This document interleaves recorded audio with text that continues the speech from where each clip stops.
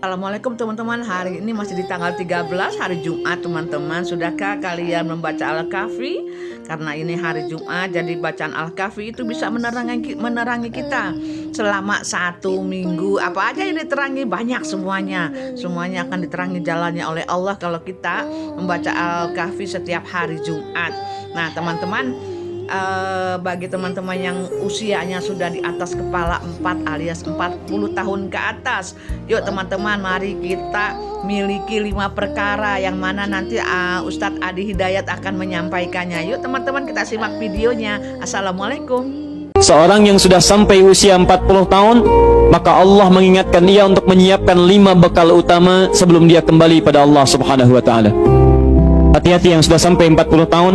Jika anda belum memiliki satu di antara 5 ini, anda mesti khawatir, karena ini peringatan dari Al-Quran. Baik, 1. Qala Rabbi awzi'ni an ashkura ni'mataka allati an'amta alayya wa ala walidayya. Amanat pertama, kata Allah, dia mesti memperbanyak doa kepada Allah Subhanahu wa ta'ala agar dibimbing. Banyak doa agar dibimbing mensyukuri nikmat hidup, plus bisa meningkatkan bakti pada orang tua. 1. Rabbi auzi'ni an ashkura ni'mataka allati an'amta alayya wa ala walidayya. Perhatikan baik-baik. Ya Allah, mohon bimbing saya untuk selalu bisa mensyukuri segala nikmat yang telah Engkau berikan pada saya sekarang, 1, dan pada kedua orang tua saya. Baik, jadi kalau sudah sampai usia 40 tahun, pertama, anda memohon doa kepada Allah untuk dibimbing terus bersyukur kepada Allah. Ini yang mau saya tegaskan. Lihat baik-baik. Apa itu syukur? Tidak ada makna lain dari syukur yang tertuang dalam Al-Quran dan hadis kecuali ungkapan kebahagiaan atas nikmat yang Allah berikan kepada kita dengan cara menggunakan nikmat itu sesuai dengan fungsi yang telah Allah tetapkan. Misal, kita akan bersyukur dengan nikmat penglihatan mata. Anda diberikan 40 tahun dalam hidup, mata masih bisa melihat. Bagaimana mensyukuri nikmat mata? Kalau Anda ingin syukuri nikmat mata, maka yang paling singkat, gunakan nikmat mata ini sesuai dengan peruntukan yang telah Allah tetapkan. Fungsi yang telah Allah tetapkan. Apa fungsi mata? Masih ingat?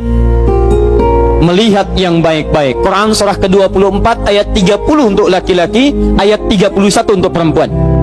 Qul lil mu'minina yaghuddu min absarihim. Katakan pada pria-pria yang merasa punya iman. Dengan iman itu dia yakin dengan akhirat. Wabil akhirati hum yuqinun. Karena yakin dengan akhirat, dia sadar akan pulang dan dia tahu nikmat matanya akan ditanya oleh Allah Subhanahu wa taala. Katakan pada pria-pria yang yakin bahwa matanya akan ditanya oleh Allah. Quran surah ke-17 ayat 36. Innas sam'a wal basara wal fuada kullu ulaika kana anhu mas'ula. Setiap pendengaran Anda, penglihatan Anda, plus apa yang Anda fikirkan, satu saat akan ditanya, dipertanggungjawabkan di hadapan Allah Subhanahu wa taala. Karena itu kata Allah, katakan pada orang-orang yang yakin dengan itu semua, ghuddu min absarihim, matanya hanya boleh melihat yang baik-baik saja. Yang tidak baik palingkan. Ibu juga sama, ayat 31-nya. Wa kullil mu'minati yaghdudna min absarihinna. Katakan pada perempuan yang merasa yakin dengan Allah, yakin akan pulang, yakin akan ditanya, matanya hanya boleh melihat yang baik-baik saja menurut Allah. Yang tidak baik palingkan. Di ghaddul basar itu bukan nggak boleh lihat, Pak. Ghaddul basar itu silahkan lihat, tapi ketika yang dilihat tidak baik menurut Allah, maka palingkan dari itu semua.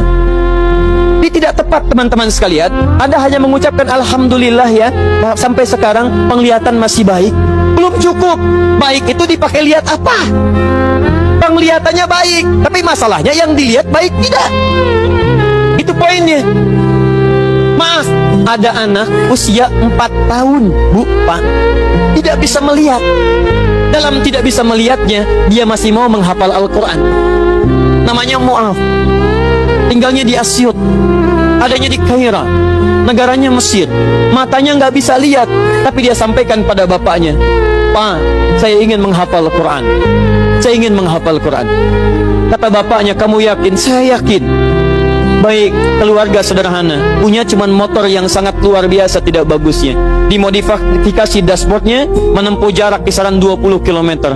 Datang pada syekhnya, bapaknya kemudian membonceng, muadznya di belakang. Teman-teman sekalian, setiap berangkat datang pada syekh, dapat hafalan baru, bapaknya tulis ayatnya, disimpan di dashboardnya. Di jalan lihat ke sini, lihat ke jalan, lihat ke sini, lihat ke jalan. Muadz bacakan ayatnya, bapaknya mendengarnya. Secara singkat, tiba-tiba setelah itu fasenya berakhir, jadilah anak ini hafal Quran. Yang ngantar belum hafal Quran, yang diantar nggak bisa lihat hafal Quran. Saking mudahnya Al-Quran, yang nggak bisa lihat bisa hafal Quran. Tapi bapaknya dapat pahala dari transferan anaknya. Perhatikan baik-baik. Begitu dibacakan Qurannya, bagus makhrajnya, viral kisahnya. Begitu viral di Timur Tengah, datang reporter mewawancara. Pertanyaan pertama, kalau adinda diperkenankan oleh Allah untuk bermohon saat ini, apa yang mau dimohonkan kepada Allah? Reporter ini mengira dia akan meminta doa seperti ibunda Imam Al-Bukhari bermohon kepada Allah supaya Al-Bukhari disembuhkan dari butanya. Bu, Pak, Imam Al-Bukhari itu dulu buta. Butanya permanen. Dilahir 2 tahun ayahnya meninggal, 4 tahun buta permanen. Nanti ada satu kejadian di situ, yang dengan kejadian itu ibunya berdoa kepada Allah, anaknya menghafal Quran sampai di surat Qaf, ya, ayat ke-22. Anaknya murajaah ayat, ibunya memohon kepada Allah sambil menangis, sambil tertidur, sampai tertidur. Disitulah kemudian terjadi sesuatu yang luar biasa. Seketika Allah sembuhkan Al-Bukhari kecil, matanya bisa melihat kembali. Karena kajian kita bukan di sini, lain waktu nanti saya terangkan. Anda yang punya kitab Fathul Bari, Syarah Sahih Al-Bukhari, beli jilid pertama, kitab Muqaddimah, halaman 634, paling kiri, paragraf yang ketiga, baris 1 sampai dengan 9. Anda temukan kisahnya. Nah, reporter ini mengira ini Muadz akan minta kepada Allah seperti Al-Bukhari kecil memohon kepada Allah, matanya bisa melihat lagi. Ternyata lihat baik-baik.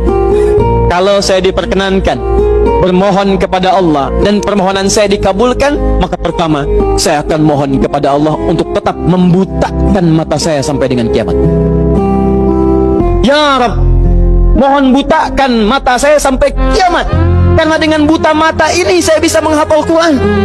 Saya takut ya Allah, kalau saya melihat lagi, mata saya melihat maksiat dan hilang Quran dari hafalan saya. Anda bisa bayangkan, anak kecil 4 tahun, mata nggak bisa lihat, digunakan menghafal Quran. Dan dia takut kalau melihat matanya dipakai maksiat. Antum dikasih 40 tahun, 40 tahun, lebih daripada 4 tahun, lebih dari 14 tahun, Anda sampai 40 tahun, dipakai mata, dipakai apa mata Anda sampai dengan hari ini? Berapa maksiat yang telah Anda kumpulkan dari mata Anda itu? Mungkin wajar, jangankan hafal, baca masih sulit, lihat mushaf masih enggan, membaca masih susah. Kalau Anda sulit berhadapan dengan Al-Quran dalam pandangan Anda, tanyakan pada diri Anda, dipakai maksiat apa mata ini selama ini?